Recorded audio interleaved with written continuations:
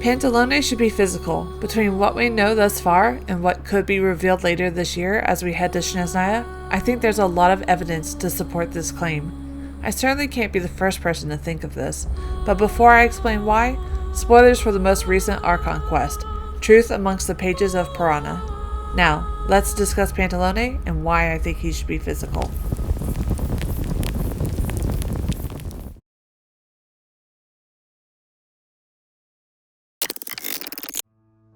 Pantalone, also known as the Regrader, is ranked 9th in the Fatui Harbingers. We hear his real name, Feofan, for the first time at the end of the Luna 7 Archon quest. This was during his final exchange with Dottore, in which the Doctor used the name as he said goodbye. After completing this quest, you can return here and challenge his weekly boss domain, where you have a chance to receive the anomalous tree marrow, which reveals a ton of lore. Today, we are going to be taking a look at the lore from Dottore's new boss drops, the anomalous tree marrows. These are not what you get for just killing the boss, they're an RNG drop, so I'm having to use the Genshin wiki for this. I'm not, and will not, be an expert on the deeper lore of Genshin Impact, so I highly recommend videos like Brand's, or supporting the amazing lore content creators in the community. Their videos are always well researched, and they often have amazing theories too. I rely on these creators because they catch the little things we miss and know what it could mean. The reason why I bring up the anomalous tree marrow, and I swear I'm going somewhere with this, is you can find mentions of Pantalone's real name here. File name, Feofan Sergeyevich Vexel. This is Pantalone. We don't know a lot about his past yet, but we do know he grew up in poverty. He was never able to receive a vision, which cultivated a resentment for the gods, especially for their control over resources like Mora, tying to his later title, the Regrader. He in particular has a strong disdain for Rex Lapis due to his control over Mora. Osmanthus wine tastes the same as I remember. But where are those who share the memory? He became obsessed with the idea of fair exchange, causing a strong desire to reverse the natural imbalance between the gods and humans. It was recently revealed that at the age of 20, Pantalone was framed by a gang and sold off to a medical lab to serve as a test subject for the acute toxicity test. However, it seems he was able to talk his way out of this and into having the wounds he arrived with treated instead. As far as I know, it hasn't been confirmed exactly what he was tested with, but it's likely related to Dottore and his elixir of immortality, the same elixir of immortality that has prolonged Pantalone's life, allowing him to live for centuries. We know that he's at least 400 years old, but as we head into Snezhnaya, we can find out he's older. Now with Dottore having died again, and let's be honest, probably not for the last time, Pantalone only has a few of these elixirs left, meaning he has at most a few years left. In Of Myriad Paths, Flux, and Dissolution, it was revealed that Pantalone was recommended by Dottore to join the Fatui. However, we do know that Pantalone attained his ranking as a Harbinger at the age of 30 on his own. We also have some voice lines about him from the other playable Harbingers, or, for some, former Harbingers. There are several mentions of him prior to the recent Archon quest as well, found in quests, NPCs, and even the signature weapon. Let's talk about the description for Cash Flow Supervision, Wrisley's signature weapon. It mentions a certain person, very likely to be Pantalone, who seeks to run an experiment within the fortress in Meripede. This experiment ended up becoming credit coupons, which soon became the fortress's exclusive currency. That I know of, it's not stated how long credit coupons have been around, but we know for sure it's been a long time, and prior to Wrisley becoming administrator. I also noticed something interesting about the Pale Flame artifact set. I'm a bit late to the party, but I was able to pull Eula on the recent Mondstadt Chronicle Wish banner. While farming for her artifacts, I noticed something particular about the set, especially the sands. Its story most likely belongs to Pantalone, who is in charge of Snezhnaya's economic policies. Andre states that Snezhnaya's strong economy is thanks to Pantalone's efforts, and Pantalone himself has become immensely wealthy after becoming one of the Fatui. He's also shown his wealth and influence for a long time, such as booking the entire Goth Grand Hotel for the Fatui's exclusive use. Despite Goth being initially opposed to it due to their family's motto of serving the people of Mondstadt, Pantalone paid for the entire intended duration up front with an unbelievably generous offer. If you visit Wangshu Inn, you'll find his agent, Landa, who is involved in a few quests and lore entries. In Mondstadt, he abandoned his mission, fearing Noel's ability to read his mind. And in Liwa, he lost some valuable invoices, so valuable in fact we were warned not to ask any questions. Not sure if he's been mentioned since, but he should probably be fired. I did in fact go back to say hi to the dog. Genshin, let me pet the cats and dogs, please. Pantalone is mentioned briefly in Gaelon's story quest, Calculated Gambit, though it was only off-screen as he wasn't directly involved. Later, in Sid Lolly's story quest, The Truth of the Battle of Seven Colors, it was revealed that he collaborated with a merchant from Fontaine. This merchant sought to destroy the Masters of the Nightwind's ruins, as it contained the paint he sells, allowing him to monopolize its production. Pantalone was interested in this initiative as it could destroy Fontaine's economy. This wasn't the only time he was interested in Fontaine, as there are mentions of him with Arlecchino and a suspected plan to weaken the House of Hearth. Speaking of Arlecchino, let's talk about another Harbinger with a good design.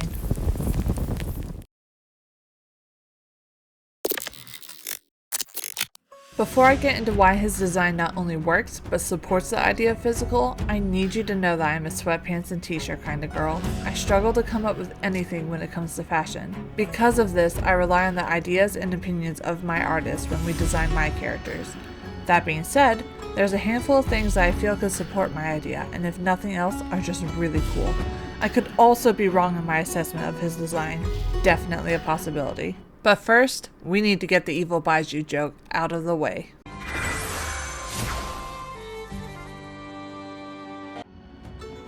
All good? Good. Here's what I think about Pantalone's design. The heavy use of black in his design symbolizes authority, power, and control.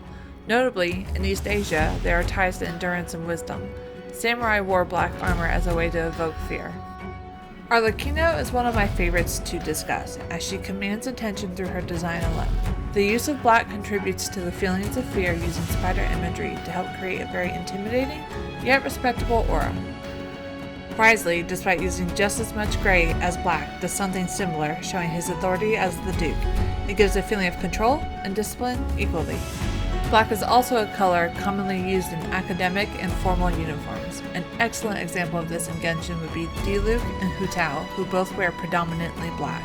All of this to say, I especially like the use of black in Pantalone's design. It works so well for him because it is black, not dark blue or purple, not gray, black. There's use of darker shades of purple, but they don't dominate his design. It looks balanced, while also maintaining the feelings of power and control. What if it was purple?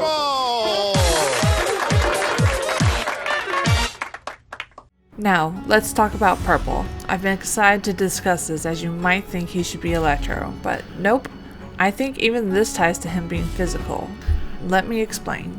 Historically, purple dyes were expensive to make. They used weird but rare things like snails, mushrooms, and even coal tar. Because the dye was so expensive, it became tied symbolically to royalty. Purple also has ties to things like faith and healing, all of which tie to who Pantalone is in one way or another. So what? The man has excellent taste in color. But it's more than that once you start to notice the many opulent details in his design. His lanyard for his glasses has jewel details, and honestly, I wouldn't be surprised if it was made from an expensive material. Now, let's talk about the 6 rings on his hands, or specifically the single one on his right hand. The placement of this ring likely ties to a sense of personal achievement, referring to his rise from poverty to a man of immense influence. Lastly, you might notice there's a chain on his waist, attached to his coat. Please be a pocket watch! A pocket watch would certainly represent the passage of time and morality. Historically, pocket watches have had an association with the Latin phrase memento mori, meaning remember that you have to die. Now that we know he only has a few years left, it fits all too well. The front of his design has a ton of symmetry and symbolism. A lot of this could be left to personal interpretation. You could equate this to his desire for balance and fairness. You could also see the intricate lines as a twist of fate. I like to think it's a nod to the weapon he should use, but really there's so much more defined in his design. And lastly, we can't talk about Pantalone without mentioning his lack of a vision, and how I don't think he should ever receive one. Cruel? Perhaps, but I think him achieving the thing that, due to its absence, made him who he is bad storytelling. He is calculated, intelligent, and driven by the unfairness he believes he has suffered. You might even call him bitter or petty, and I think he should stay this way. It makes him far more interesting. Because the fact of the matter is not every playable character is our friend. Some are more like acquaintances or allies of convenience. Others simply tolerate people as the story demands. We aren't visiting Arlecchino on the regular for fashion advice. Alhaitham seems to barely tolerate the existence of anyone but Kaveh, and Dory would absolutely sell us for more while promising to get us back. We were on opposing sides with Kujosara during the Inazuma Archon quest, and I would describe our relationship with her as warm at best. And they should stay this way. I'm aware that the majority of playable characters are our friends, but we're about to hit Shnaznaya, the supposed land of our enemy where everything should change. So let's make some changes, starting with keeping Pantalone visionless.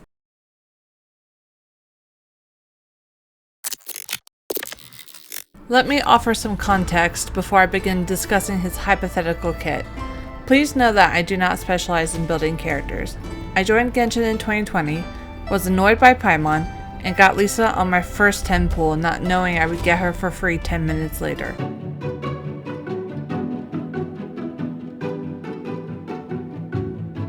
I was AR10 because my friend and I wanted to do co-op, something that I've loved since unlocking it. But I didn't have it in me to grind 6 more levels, so I turned the game off and I went to touch some grass. Fast forward to Sumeru, where I came back with a new account on a tablet using a PS5 controller. I gave mobile controls about a minute before saying nope. I was having a good time, bought my first Welkin, pulled Ayato, and was constantly running up cliffs as Kirara. It was great, until I ran out of storage space and refused to pay for said storage space. So I gave the game up again, but found myself hooked. I watched trailers and live streams, sad that I was missing out on Fontaine. Meanwhile, my other account was collecting dust along with my PS5, and to this day I wish I'd returned sooner. But we don't talk about that. I came back during 5.2 with only 3 days before Chaska's banner ended.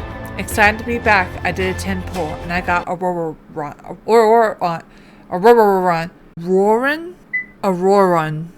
who I proceeded to ignore as I went for both Zhongli and Neuvillette a few days later. But I was back, for good this time. I had missed so much though, and had a lot of time to make up for. I hadn't even finished Mondstadt, much less Liwa. It probably didn't help that I was pulling almost everyone, but I don't regret it. The combat is my favorite part. I'm saying all of this to tell you that I'm still building my characters. Even my best ones could use better artifacts. So if this hypothetical kit is too powerful or doesn't make sense, just know that I'm still learning. Now that I've explained to you why I'm unqualified, let's talk physical. Physical is depicted as gray, and I really think it reflects his personality well, as someone focused generally on logic and logistics. His eyes are cold and his smile deceptive, and he certainly doesn't care about your feelings. I think his weapon type should be sword. I know we have a lot of sword characters, but hear me out. His animation should be based on fencing. During the Middle Ages and the Renaissance, fencing was closely tied to status, as it was considered essential for a nobleman's education. It's regarded as a demonstration of discipline, grace, and the ability to think quickly on your feet. It was also a practical skill for self-defense and dueling. I don't mean Pantalone should be a duelist like Clorinde, but rather have fencing education mixed with Russian swordsmanship. He should be 3 steps ahead of his opponent, as if he were untouchable. We know that Dottore experimented on him and even replaced parts of his body, some multiple times, like his lungs. So hypothetically, he could have enhanced his speed and strength. Not that he would have to, we've seen human characters do extraordinary things before, Shenhe being the best example. So, if not Clorinde, who should he play like? You're not going to believe me, but he should play like...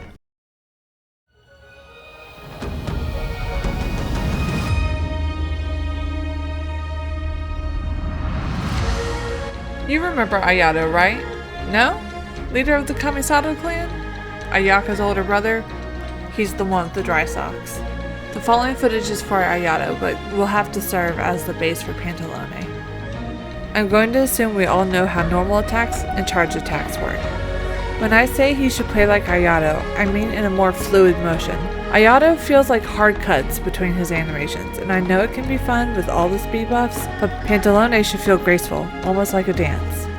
Let me first start with his signature weapon. As much as I wanted to come up with 3 options, in the end, there was only one: crit damage. To create his signature weapon, I referenced Clorinde's weapon, Absolution, and Zabai's weapon, Light-Bearing Moonshard. I do not have a name for his weapon, nor his talents, but I'd love to read what you come up with in the comments.